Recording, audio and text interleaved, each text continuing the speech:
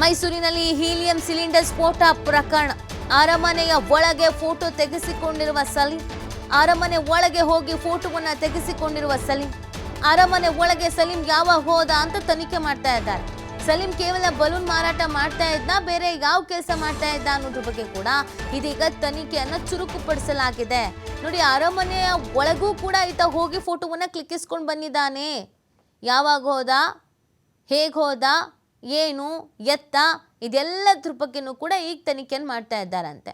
15 days back ಈತ ಬಂದಿದ್ದಂದರೆ may be ಎಲ್ಲ ನೋಡೋದಕ್ಕೆ ಮೈಸೂರಿನ ಅಂತ ಒಳಗೆ ಹೋಗಿದ್ನ ಅಂತ ಅಂದ್ಕೊಳ್ಬೋದು. ಬಟ್ ಈತ ಬಲೂನ್ ಮಾರಾಟ ಮಾಡೋದಕ್ಕೆ ಅಂತಲೇ ಬಂದಿದ್ದ, ಬೇರೆ ಇನ್ನೇನಾದರೂ ಕೆಲಸ ಮಾಡ್ತಾ ಇದ್ನ, ಅದ್ರ ಜೊತೆಗೆ ಬಲೂನ್ ಮಾರಾಟವನ್ನು ಮಾಡ್ತಾ ಇದ್ನ, ಇದು ಕೂಡ ಅನುಮಾನ. ಈ ಬಗ್ಗೆ ಮಾಹಿತಿಯನ್ನು ನೀಡ್ತಾರೆ ನಮ್ಮ ಪ್ರತಿನಿಧಿ ಪುನೀತ್. ಮೈಸೂರಿಂದ ಲೈವ್ನಲ್ಲಿ ಜಾಯಿನ್ ಆಗ್ತಾ ಇದ್ದಾರೆ. ಪುನೀತ್, ಈ ಪ್ರಕರಣದಲ್ಲಿ ಹೋಗ್ತಾ ಒಂದಷ್ಟು ಅನುಮಾನಗಳು ಬಲವಾಗ್ತಾ ಇದೆ. ಯಾರು ಈ ಮೃತ ಸಲೀಂ? ಲಾಡ್ಜಲ್ಲಿ ಯಾಕೀತ ವಾಸ ಇದ್ದ? 15 ಡೇಸಿಂದ ಬಲೂನ್ ಮಾರಾಟ ಮಾಡೋದಕ್ಕೆ ಬಂದವನು ಲಾಡ್ಜಲ್ಲಿ ಯಾಕಿದ್ದ? ಈತನ ಸಹೋದರಗೆ ಯಾರು? ಆತನನ್ನು ವಿಚಾರಣೆಗೆ ಒಳಪಡಿಸಲಾಗಿದೆ. ಏನೆಲ್ಲ ಡೀಟೇಲ್ಸ್ ಸಿಗ್ತಾ ಇದೆ ಪುನೀತ್? ಹೌದು ನೀತಿ, ಮುಖ್ಯವಾಗಿ ನಿನ್ನೆ ಹೀಲಿಯಂ ಗ್ಯಾಸ್ ತುಂಬಿದಂತಹ ಒಂದು ಟ್ಯಾಂಕ್ ಏನು ಸ್ಫೋಟಗೊಂಡಿತ್ತು, ಆ ಒಂದು ಬಲೂನನ್ನು ಮಾರಾಟ ಮಾಡ್ತಾ ಇದ್ದಂತಹ ಸಲೀಂ ಮೈಸೂರಿನ ಈ ಒಂದು ಶರೀಫ್ ಅನ್ನೋ ಲಾಡ್ಜ್ನಲ್ಲಿ ಉಳಿದುಕೊಂಡಿದ್ರು. ಈಗ ನಾವು ಗಮನಿಸ್ತಾ ಇದ್ದೀವಿ, ಇದು ಮೈಸೂರಿನ ಲಷ್ಕರ್ ಮೊಹಲ್ಲಾದಲ್ಲಿರ್ತಕ್ಕಂಥ ಒಂದು ಲಾಡ್ಜ್ ಆಗಿರತಕ್ಕಂಥದ್ದು. ಇಲ್ಲಿ 15 ದಿನ ಜೊತೆಗೆ ತಿಂಗಳಿಗೆ ರೂಮ್ಗಳನ್ನು ಅತಿ ಕಡಿಮೆ ಬೆಲೆಗೆ ನೀಡಲಾಗುವಂತಹ ಒಂದು ಲಾಡ್ಜ್ ಅಂತಲೂ ಕೂಡ ಹೇಳಲಾಗ್ತಾ ಇರತಕ್ಕಂಥದ್ದು. ಹೀಗಾಗಿ ಉತ್ತರ ಭಾರತದ ಮೂಲದಿಂದ ಬಂದಂತಹ ಈ ವ್ಯಕ್ತಿ ಈ ಒಂದು ಲಾಡ್ಜ್ನಲ್ಲಿ ಕಳೆದ 15 ದಿನಗಳಿಂದ ಇಲ್ಲಿ ವಾಸವಿದ್ದ ಅನ್ನೋ ಒಂದು ಮಾಹಿತಿ ಇರತಕ್ಕಂಥದ್ದು ನಾವು ಗಮನಿಸಬಹುದು.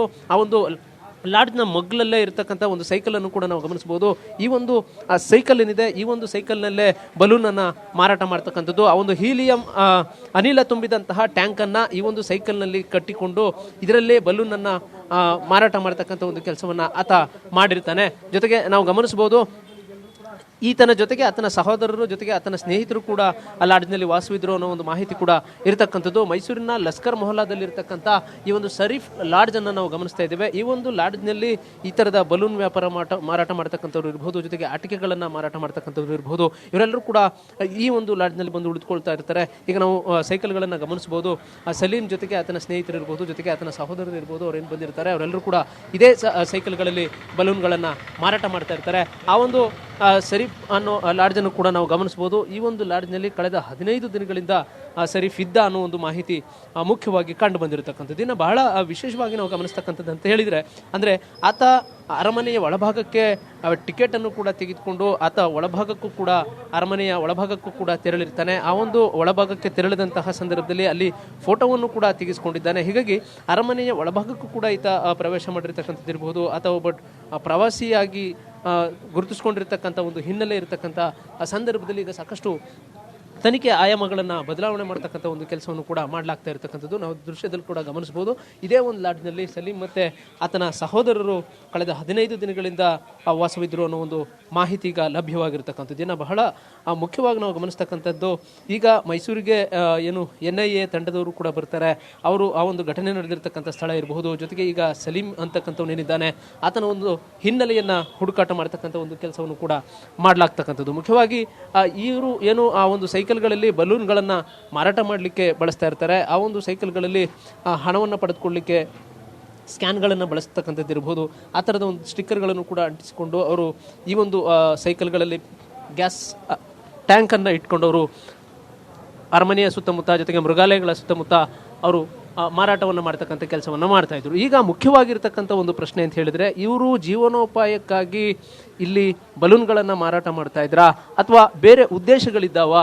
ಈ ಥರದ ಒಂದಷ್ಟು ಅನುಮಾನಗಳು ಹುಟ್ಟುಕೊಂಡಿರ್ತಕ್ಕಂಥ ಒಂದು ಹಿನ್ನೆಲೆಯಲ್ಲಿ ಈಗ ಪೊಲೀಸರು ಹಲವು ಆಯಾಮಗಳಲ್ಲಿ ಈಗ ತನಿಖೆಯನ್ನು ಆರಂಭಿಸಿರ್ತಕ್ಕಂಥದ್ದು. ಮುಖ್ಯವಾಗಿ ಮೈಸೂರಿನ ಅರಮನೆಯ ಮುಂಭಾಗದಲ್ಲಿ ಜಯಮಾರ್ತಾಂಡ ದ್ವಾರ ಏನಿದೆ, ಆ ಒಂದು ಜಯಮಾರ್ತಾಂಡ ದ್ವಾರದ ಬಳಿ ಈ ಒಂದು ಸ್ಫೋಟ ಆಗಿರ್ತಕ್ಕಂಥದ್ದು ಪ್ರವಾಸಿಗರನ್ನ ಬೆಚ್ಚಿ ಬೀಳಿಸೋದ್ರ ಜೊತೆಗೆ ಇಡೀ ಮೈಸೂರು ಕೂಡ ಆತಂಕದಲ್ಲಿದೆ ಅಂತ ಹೇಳಿದರೆ ತಪ್ಪಾಗಲಿಕ್ಕಿಲ್ಲ. ಉತ್ತರ ಪ್ರದೇಶದಿಂದ ಮೈಸೂರಿಗೆ ಬಂದಂತಹ ಸಲೀಂ ಏನಿದ್ದಾನೆ, ಜೊತೆಗೆ ಆತನ ಸಹೋದರರು ಕಳೆದ 15 ದಿನಗಳಿಂದ ಈ ಒಂದು ಶರೀಫ್ ಅನ್ನೋ ಒಂದು ಲಾಡ್ಜ್ನಲ್ಲಿ ಉಳಿದುಕೊಂಡಿರ್ತಾರೆ. ಇನ್ನು ಇದಕ್ಕೂ ಮೊದಲು ಕೂಡ ಅಂದರೆ ಈಗ 15 ದಿನಗಳಿಂದ ಏನು ಉಳಿದುಕೊಂಡಿದ್ರು ಅನ್ನೋದ್ರ ಬದಲಾಗಿ ಇದಕ್ಕಿಂತ ಮುಂಚೆಯೂ ಕೂಡ ಅಂದರೆ ಪ್ರತಿ ವರ್ಷಗಳು ಏನು ಈ ಒಂದು ಕ್ರಿಸ್ಮಸ್ ಸಂದರ್ಭ ಇರ್ಬೋದು ಅಥವಾ ವರ್ಷಾಂತ್ಯ ಜೊತೆಗೆ ನ್ಯೂ ಇಯರ್ ಸಂದರ್ಭಗಳಲ್ಲಿ ವ್ಯಾಪಾರ ವಹಿವಾಟಿಗಾಗಿ ಇವರು ಬರ್ತಾ ಇದ್ರಾ ಅನ್ನೋ ಒಂದಷ್ಟು ಪ್ರಶ್ನೆಗಳು ಉಟ್ಕೊಂಡಿರ್ತಕ್ಕಂಥದ್ದು. ಇನ್ನು ಲಾಡ್ಜ್ನಲ್ಲಿರ್ತಕ್ಕಂಥ ಒಂದಷ್ಟು ರಿಜಿಸ್ಟರ್ಗಳೇನಿರ್ತವೆ ಅದನ್ನು ಪರಿಶೀಲನೆ ಮಾಡಿದಂಥ ಸಂದರ್ಭದಲ್ಲಿ ಹಿಂದೆ ಇವರು ಇದೇ ಹೋಟೆಲ್ಗಳಲ್ಲಿ ಬಂದು ಉಳಿದುಕೊಂಡಿರ್ತಕ್ಕಂಥ ಉದಾಹರಣೆಗಳಿದ್ದಾವ, ಮಾಹಿತಿಗಳಿದ್ದಾವ, ಇದೆಲ್ಲದರ ಬಗ್ಗೆ ಕೂಡ ಪೊಲೀಸರಿಗ ತನಿಖೆಯನ್ನು ಆರಂಭಿಸಿರ್ತಕ್ಕಂಥದ್ದನ್ನು ಕೂಡ ನಾವು ಗಮನಿಸಬಹುದು. ಇದು ಶರೀಫ್ ಅನ್ನೋ ಒಂದು ಲಾಡ್ಜ್ ಏನಿದೆ, ಈ ಥರ ಬಲೂನ್ ಮಾರಾಟ ಮಾಡ್ತಕ್ಕಂಥವ್ರು ಬೇರೆ ಬೇರೆ ರಾಜ್ಯಗಳಿಂದ ಬಂದಿರತಕ್ಕಂಥವ್ರು ಇರ್ಬೋದು, ಅವ್ರಿಗೆಲ್ಲರಿಗೂ ಕೂಡ ರೂಮ್ ಕೊಡಲಿಕ್ಕೆ ಅವ್ರಿಗೆ ಅವಕಾಶ ಇದೆಯಾ ಅನ್ನೋ ಒಂದಷ್ಟು ಪ್ರಶ್ನೆಗಳು ಉಟ್ಕೊಳ್ಳೋದ್ರ ಜೊತೆಗೆ ಅದನ್ನೆಲ್ಲವನ್ನು ಕೂಡ ಪರಿಶೀಲನೆ ಮಾಡ್ತಕ್ಕಂಥ ಒಂದು ಕೆಲಸವನ್ನು ಮಾಡಲಾಗ್ತಾ ಇರತಕ್ಕಂಥದ್ದು. ಮುಖ್ಯವಾಗಿ ಈ ಒಂದು ಲಸ್ಕರ್ ಮೊಹಲ್ಲಾದಲ್ಲಿರ್ತಕ್ಕಂಥ ಈ ಒಂದು ರೂಮ್ಸ್ ಏನಿದ್ದಾವೆ ಅತಿ ಕಡಿಮೆ ಬೆಲೆಗೆ ಇವರು ತಿಂಗಳು ಜೊತೆಗೆ 15 ದಿನಗಳ ಕಾಲ ಉಳಿದುಕೊಳ್ಳುವಂತಹ ಬೆಲೆಗೆ ಇವರಿಗೆ ಸಿಗುತ್ತೆ ಅನ್ನೋ ಒಂದು ಹಿನ್ನೆಲೆಯಲ್ಲಿ ಈ ಥರದ ಲಾಡ್ಜ್ಗಳಿಗೆ ಬಂದು ಉಳಿದುಕೊಳ್ತಾ ಇದ್ರು ಅನ್ನೋ ಮಾಹಿತಿ ಕೂಡ ಇರತಕ್ಕಂಥದ್ದು. ಸದ್ಯದ ಒಂದು ಮಾಹಿತಿಯ ಪ್ರಕಾರ ಇಲ್ಲಿ CC ಕ್ಯಾಮ್ರಾಗಳನ್ನು ಕೂಡ ಅಳವಡಿಸಿರ್ತಕ್ಕಂಥದ್ದನ್ನು ನಾವು ಗಮನಿಸ್ಬೋದು. ಆ ಒಂದು CC ಕ್ಯಾಮ್ರಾಗಳನ್ನು ಕೂಡ ಪರಿಶೀಲನೆಯನ್ನು ಮಾಡಿ ಇವರು ಯಾವಾಗಲಿಂದ ಇಲ್ಲಿ ಬಂದು ಉಳಿದುಕೊಳ್ತಾ ಇದ್ರು, ಪ್ರತಿ ವರ್ಷವೂ ಕೂಡ ಬರ್ತಾ ಇದ್ರ ಇಲ್ಲಿ ಉಳಿದುಕೊಳ್ಳಿಕ್ಕೆ, ಪ್ರತಿ ವರ್ಷವೂ ಕೂಡ ಮೈಸೂರಿನ ಪ್ರವಾಸಿ ತಾಣಗಳ ಬಳಿ ಬಲೂನ್ಗಳನ್ನು ಮಾರಾಟ ಮಾಡ್ತಕ್ಕಂಥ ಕೆಲಸವನ್ನು ಮಾಡ್ತಾ ಇದ್ರ, ಅಥವಾ ಈಗ ಬಂದಿರತಕ್ಕಂಥ ಉದ್ದೇಶ ಏನು, ಅಥವಾ ಈಗ ಬಂದಿರೋರು ಇವರು, ಇದೆಲ್ಲದರ ಬಗ್ಗೆ ಕೂಡ ಸಂಪೂರ್ಣವಾದಂತಹ ಮಾಹಿತಿಯನ್ನು ಕಲೆ ಹಾಕಲಿಕ್ಕೆ ಪೊಲೀಸರು ಮುಂದಾಗಿರ್ತಕ್ಕಂಥ ಒಬ್ಬ ಬಲೂನ್ ಮಾರಾಟಗಾರನಾಗಿದ್ದ ಅನ್ನುವುದಕ್ಕಿಂತ ಮುಖ್ಯವಾಗಿ ಆತ ಒಬ್ಬ ಪ್ರವಾಸಿಗನಾಗಿ ಅರಮನೆಯ ಒಳಭಾಗವನ್ನು ಪ್ರವೇಶ ಮಾಡಿ ಅರಮನೆಯ ಒಳಭಾಗದಲ್ಲೂ ಕೂಡ ಆತ ಫೋಟೋವನ್ನು ತೆಗೆದುಕೊಂಡಿರ್ತಕ್ಕಂಥದ್ದು ಇರ್ಬೋದು, ಇದೆಲ್ಲವೂ ಕೂಡ ಇರತಕ್ಕಂಥದ್ದು. ಹೀಗಾಗಿ ಶರೀಫ್ ಲಾಡ್ಜ್ನಲ್ಲಿ ಉಳಿದುಕೊಂಡಿದ್ದಂತಹ ಆತನ ಸಹೋದರರು ಇವರೆಲ್ಲರನ್ನೂ ಕೂಡ ವಿಚಾರಣೆಗೊಳಪಡಿಸುವಂಥ ಒಂದು ಕೆಲಸಕ್ಕೆ ಈಗ ಪೊಲೀಸರು ಮುಂದಾಗ್ತಾ ಇರತಕ್ಕಂಥದ್ದು. ಸದ್ಯದ ಮೇಲ್ನೋಟಕ್ಕೆ ಏನು ಕಂಡು ಬರ್ತಾ ಇರತಕ್ಕಂಥದ್ದು, ಸಿಲಿಂಡರ್ ಆ ಒಂದು ಗ್ಯಾಸ್ ತುಂಬಿದಂತಹ ಟ್ಯಾಂಕ್ ಏನಿದೆ ಅದು ಸ್ಫೋಟವಾಗಿರ್ತಕ್ಕಂಥದ್ದು, ನಿರಂತರವಾದಂತಹ ಬಲೂನ್ಗಳನ್ನು ಮಾರಾಟ ಮಾಡುವಂಥ ಸಂದರ್ಭದಲ್ಲಿ ಅದರ ಬಳಕೆ ಹೆಚ್ಚಾಗಿರ್ತಕ್ಕಂಥ ಒಂದು ಹಿನ್ನೆಲೆಯಲ್ಲಿ ಅದರ ನಾಬ್ ಈಟಾಗಿ ಅದು ಸ್ಫೋಟಗೊಂಡಿದೆ ಅನ್ನೋ ಒಂದು ಮಾಹಿತಿ ಮೇಲ್ನೋಟಕ್ಕೆ ಕಂಡು ಬಂದಿರತಕ್ಕಂಥದ್ದು. ಆದರೆ ಇದನ್ನು ಸಂಪೂರ್ಣವಾಗಿ ತನಿಖೆ ಮಾಡಿದ ನಂತರ ಇದರ ಇದರ ನಿಖರವಾದಂತಹ ಮಾಹಿತಿಗಳು ಹೊರಬರ್ತವೆ. ಇಲ್ಲಿ ಉದ್ದೇಶಪೂರ್ವಕವಾಗಿ ಇದನ್ನು ಬ್ಲಾಸ್ಟ್ ಮಾಡ್ತಕ್ಕಂಥ ಕೆಲಸ ಆಗಿದೆಯಾ ಅಥವಾ ಆಕಸ್ಮಿಕವಾಗಿ ಆಗಿದೆಯಾ, ಇದೆಲ್ಲವೂ ಕೂಡ ತಿಳಿದು ಬರಲಿದೆ. ನೀತಿ ಪುನೀತ್, ಇದಕ್ಕೆ ಸಂಬಂಧಪಟ್ಟಂತಿಗೆ ಮೃತ ಸಲೀಂ ಅವರ ಸಹೋದರ ಆಗಿರ್ಬೋದು ಅಥವಾ ಇದೇ ಲಾಡ್ಜ್ನಲ್ಲಿ ವಾಸ ಮಾಡ್ತಾ ಇದ್ದ ಬೇರೆಯವರಾಗಿರ್ಬೋದು, ಇವ್ರನ್ಯಾರನ್ನಾರು ವಿಚಾರಣೆಗೆ ಒಳಪಡಿಸಿರುವಂಥದ್ದು, ಅವ್ರ ಡೀಟೇಲ್ಸನ್ನು ಹೇಳಿರುವಂಥದ್ದು, ಇವರು ಉತ್ತರ ಪ್ರದೇಶ ಮೂಲದವರು ಅಂತ ಗೊತ್ತಾಗ್ತಾ ಇದೆ. ಅದಕ್ಕೆ ಸಂಬಂಧಪಟ್ಟಂಥ ಡಾಕ್ಯುಮೆಂಟ್ಸ್ಗಳಾಗಿರ್ಬೋದು, ಅಲ್ಲಿ ಎಲ್ಲಿ ಇದ್ರು ಅಥವಾ ಅವ್ರ ಫ್ಯಾಮಿಲಿಗೇನು, ಮೈಸೂರನ್ನೇ ಯಾಕೆ ಸೆಲೆಕ್ಟ್ ಮಾಡ್ಕೊಂಡು ಬಂದಿದ್ರು, ಇದ್ರ ಬಗ್ಗೆ ಏನಾದರೂ ಐಡಿಯಾಸ್ ಸಿಕ್ಕಿದೆಯಾ? ನೀತಿ ಮುಖ್ಯವಾಗಿ ನಾವು ಗಮನಿಸ್ತಕ್ಕಂಥದ್ದೇ ಅದು. ಯಾಕೆಂತ ಹೇಳಿದರೆ ಈಗ ಕಳೆದ 15 ದಿನಗಳ ಹಿಂದೆಯಿಂದ ಇದೇ ಲಾಡ್ಜ್ನಲ್ಲಿ ಉಳಿದುಕೊಂಡಿದ್ರು ಸಲೀಂ ಮತ್ತು ಆತನ ಸಹೋದರರು ಅನ್ನೋ ಒಂದು ಮಾಹಿತಿ ಏನಿದೆ, ಇದರ ಹಿಂದೆ ಬಿದ್ದಿರತಕ್ಕಂಥ ಪೊಲೀಸರು ಈಗ ಕೇವಲ 15 ದಿನಗಳ ಹಿಂದೆ ಬಂದಿದ್ರ ಅಥವಾ ಪ್ರತಿ ಬಾರಿಯೂ ಕೂಡ ಅಂದರೆ ಈ ಥರದ ಪ್ರವಾಸಿಗರು ಹೆಚ್ಚಿನ ಸಂಖ್ಯೆಯಲ್ಲಿ ಬರ್ತಾರೆ, ಆವಾಗ ವ್ಯಾಪಾರ ವಹಿವಾಟು ಚೆನ್ನಾಗಿ ಆಗುತ್ತೆ ಅನ್ನೋ ಒಂದು ಹಿನ್ನೆಲೆಯಲ್ಲಿ ಪ್ರತಿ ವರ್ಷಗಳು ಬರ್ತಾ ಇದ್ರ, ಆಗಾಗ ಬರ್ತಾ ಇದ್ರೆ, ಎಲ್ಲದರ ಬಗ್ಗೆ ಕೂಡ ಸಂಪೂರ್ಣವಾದಂತಹ ಮಾಹಿತಿಯನ್ನು ತೆಗೆದುಕೊಳ್ಳಲಿಕ್ಕೆ ಮುಂದಾಗಿದ್ದಾರೆ. ಮುಖ್ಯವಾಗಿ ಈಗಿರ್ತಕ್ಕಂಥದ್ದು ಏನು ಸಲೀಮಿಗೆ ಏನು ಮೃತಪಟ್ಟಿದ್ದಾನೆ ಆತನ ಸಹೋದರರು ಇರತಕ್ಕಂಥ ಒಂದು ಹಿನ್ನೆಲೆಯಲ್ಲಿ ಅವರ ಹಿನ್ನೆಲೆಯನ್ನು ಪತ್ತೆ ಹಚ್ಚತಕ್ಕಂಥ ಒಂದು ಕೆಲಸವನ್ನು ಮಾಡಿದ್ದಾರೆ. ಸದ್ಯಕ್ಕೆ ಅವರನ್ನು ವಿಚಾರಣೆಗೊಳಪಡಿಸುವಂಥ ಒಂದು ಕೆಲಸಕ್ಕೂ ಕೂಡ ಮುಂದಾಗಿರ್ತಕ್ಕಂಥ ಪೊಲೀಸರು ಈಗ ಏನು ಈ ಒಂದು ಶರೀಫ್ ಅನ್ನೋ ಒಂದು ಲಾಡ್ಜ್ ಏನಿದೆ ಆ ಒಂದು ಲಾಡ್ಜ್ನಲ್ಲಿ ಇರತಕ್ಕಂಥ CCTV ಫುಟೇಜ್ಗಳಿರ್ಬೋದು, ಜೊತೆಗೆ ಈ ಒಂದು ಲಾಡ್ಜ್ನಲ್ಲಿ ಅವರು ಉಳಿದುಕೊಂಡಿರ್ತಕ್ಕಂಥ ಮಾಹಿತಿಗಳಿರ್ಬೋದು, ಜೊತೆಗೆ ಅವರ ಸಹೋದರರ ಜೊತೆಗೆ ಯಾರಿದ್ರು ಇದೆಲ್ಲದರ ಬಗ್ಗೆ ಕೂಡ ಸಂಪೂರ್ಣವಾದಂತಹ ಮಾಹಿತಿಯನ್ನು ತೆಗೆದುಕೊಳ್ತಾ ಇದ್ದಾರೆ. ಜೊತೆಗೆ NIA ತಂಡದವರು ಕೂಡ ಬಂದಂತಹ ಸಂದರ್ಭದಲ್ಲಿ ಏನು ಒಂದು ಸ್ಥಳವನ್ನು ಪರಿಶೀಲನೆ ಮಾಡಿದ ನಂತರ ಈ ಒಂದು ಲಾಡ್ಜ್ಗೂ ಕೂಡ ಅವರು ಭೇಟಿಯನ್ನು ಕೊಡ್ತಾರೆ. ಅಲ್ಲಿ ಭೇಟಿ ಕೊಟ್ಟು ಸಂಪೂರ್ಣವಾದಂತಹ ಮಾಹಿತಿಯನ್ನು ತೆಗೆದುಕೊಳ್ತಾರೆ. ಆವಾಗ ಇಲ್ಲಿ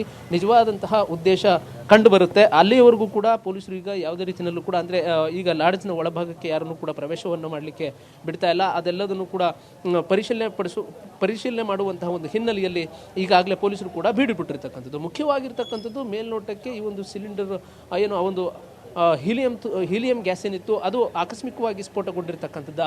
ಹೀಟ್ಗೆ ನಾಬ್ ಏನಾದರೂ ಕಟ್ಟಾಗಿ ಅಥವಾ ನಾಬ್ನಿಂದ ಲೀಕೇಜ್ ಆಗೋ ಮುಖಾಂತರ ಅದು ಬ್ಲಾಸ್ಟ್ ಆಗಿದೆಯಾ ಅನ್ನೋ ಒಂದು ಮೇಲ್ನೋಟಕ್ಕೆ ಕಂಡು ಬರ್ತಾ ಇರ್ತಕ್ಕಂಥದ್ದು. ಆದರೆ ಸಂಪೂರ್ಣವಾದಂತಹ ತನಿಖೆಗಳಿದಿರ್ತಕ್ಕಂಥ ಪೊಲೀಸರು ಕೊಡ್ತಕ್ಕಂಥ ಮಾಹಿತಿಯೇ ನಿಖರವಾಗಿರುತ್ತೆ. ಯಾಕೆಂತ ಹೇಳಿದರೆ ಈಗ ಸಾಕಷ್ಟು ಅನುಮಾನಗಳು ವ್ಯಕ್ತವಾಗ್ತಾ ಇದ್ದಾವೆ. ಯಾಕೆಂತ ಹೇಳಿದರೆ ಇವರು ಬಂದು ಉಳಿದುಕೊಂಡಿರ್ತಕ್ಕಂಥದ್ದು ಇರ್ಬೋದು, ಅರಮನೆಯ ಒಳಭಾಗಕ್ಕೆ ಇವರು ತೆರಳಿರ್ತಕ್ಕಂಥದ್ದು ಇರ್ಬೋದು, ಅಲ್ಲಿ ಫೋಟೋಗಳನ್ನು ತೆಗೆಸ್ಕೊಂಡಿರ್ತಕ್ಕಂಥದ್ದು ಇರ್ಬೋದು, ಇವರ ಎಲ್ಲ ಒಂದು ಚಲನವಲನಗಳನ್ನು ಈಗ CC ಕ್ಯಾಮ್ರಾಗಳಲ್ಲಿ ಪರಿಶೀಲನೆ ಮಾಡ್ತಕ್ಕಂಥದ್ದು ಇರ್ಬೋದು. ಜೊತೆಗೆ ಅವ್ರಿಗೆ ಸಂಬಂಧಪಟ್ಟಂಥವರಿಂದ ಅವ್ರನ್ನ ಸಂಪೂರ್ಣವಾದಂತಹ ಮಾಹಿತಿಯನ್ನು ತೆಗೆದುಕೊಳ್ಳಿಕ್ಕೆ ಈಗ ಪೊಲೀಸರು ಮುಂದಾಗಿರ್ತಕ್ಕಂಥದ್ದು ನೀತಿ.